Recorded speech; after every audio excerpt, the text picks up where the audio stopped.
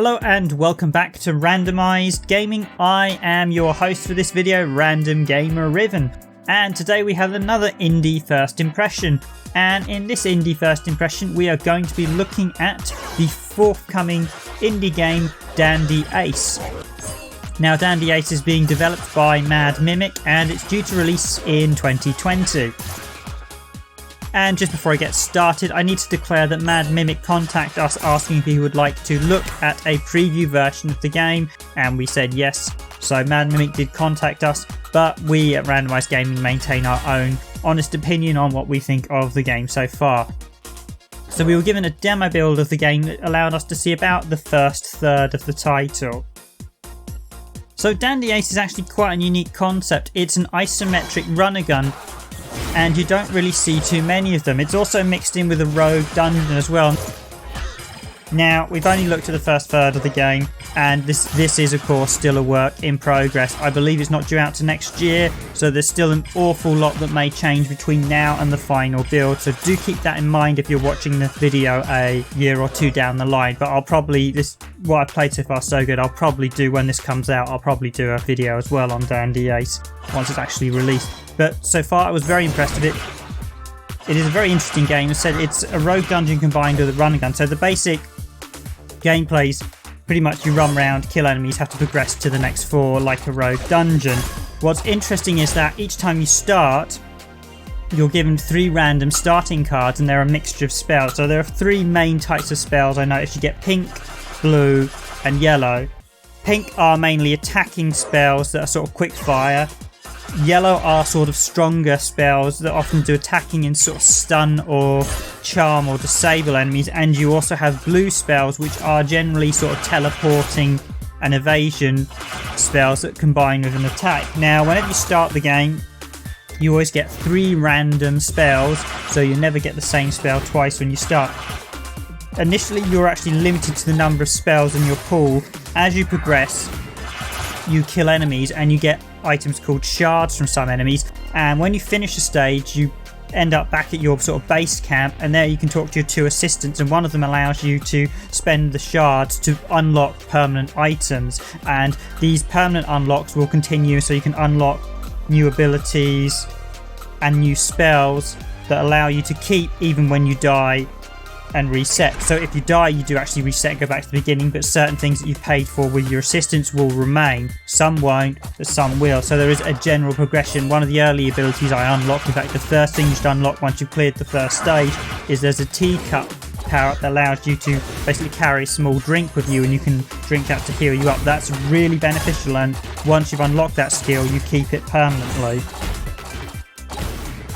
You'll also notice initially there are a number of locked gates and you require keys. Now I only discovered 1 key right at the end of the 3rd stage, but that unlocked the red key, and once I'd unlocked the red key, when I died I could then replay through the first stage and go through an alternative route. So effectively I could actually change how I played, and it's quite nice unlocking the keys to be able to progress to different areas, because that really freshens things up and changes it so you don't have to keep doing the same routes over and over again. Although as I said, each floor plan's actually randomly generated each time you play, so they're never quite the same. Although I did notice certain key rooms were actually the same with certain similar enemy spawns. Now one of the interesting things is that you can carry up to 8 cards.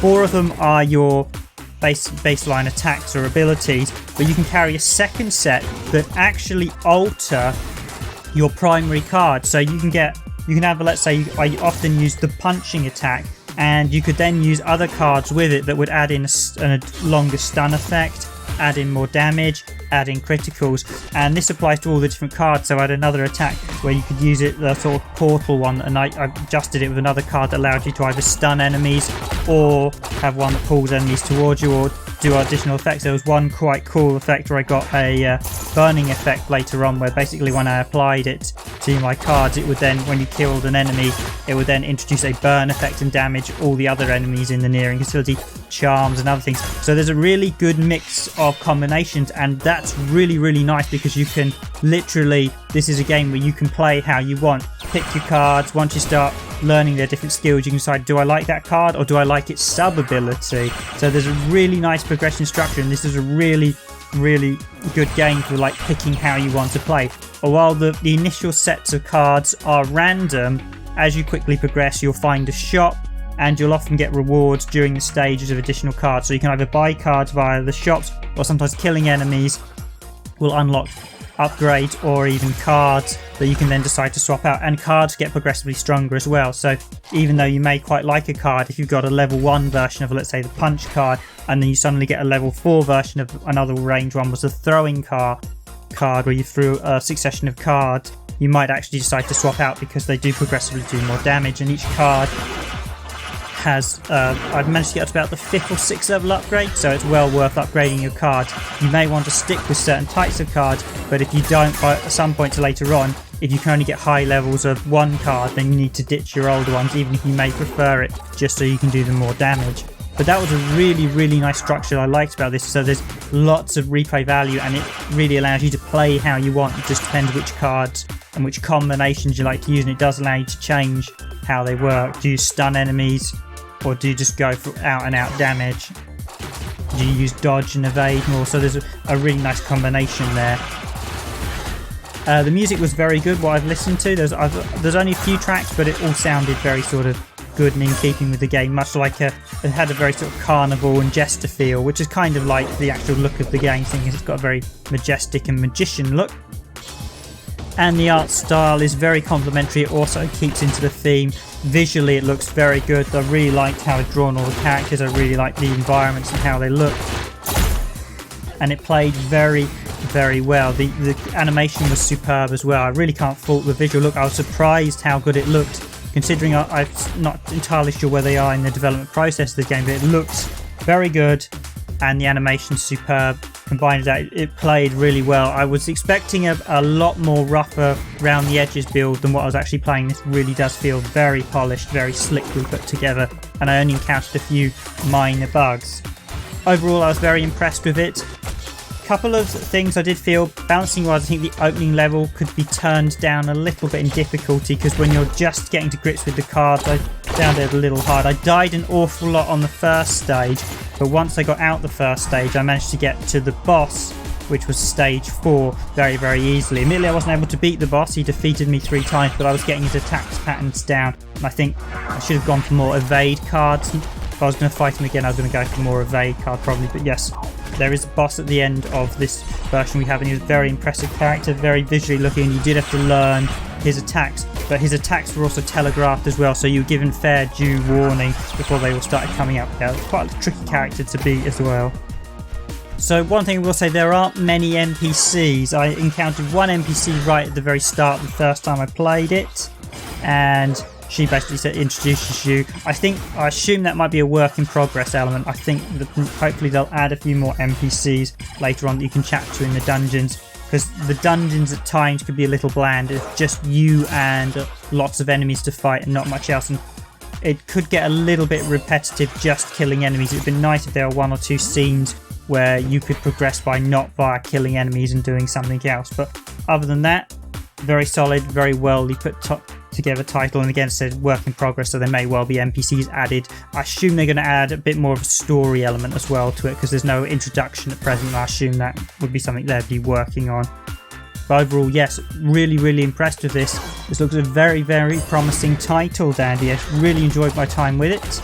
I will keep an eye on it, and I'll actually cover another video when it actually comes out. This was really good. Kudos to Mad Mimic. This is a very polished title, and if you like this type of genre, admittedly you don't see too many games in this sort of isometric sort of thing. Bastion was one of the more recent ones, but in terms of sort of the old school titles, this reminds me a lot of, and I know I'm going to pronounce it wrongly, on the Sega Saturn, because there's multiple people who spell it very well.